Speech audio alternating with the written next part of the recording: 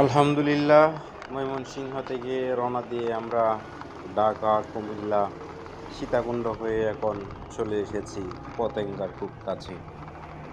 তবে পতেঙ্গা বাইপাস ধরে এসেছিলাম, ভেবেছিলাম হয়তো একটু যানজট কম পাবো, তাড়াতাড়ি চলে আসব। কিন্তু সেই ফ্রিপোর্ট এরিয়ার কাছাকাছি যে যানজট, তা আসলে আমাদের প্রায় আধা ঘন্টা সময় নষ্ট করে দিয়েছে। তারপরও আলহামদুলিল্লাহ চলে আসতে পেরেছি পতেঙ্গা। এখন চেষ্টা করব টানেল দিয়ে চলে যাওয়ার জন্য, যেহেতু আমরা বান্দরবনের দিকে যাব।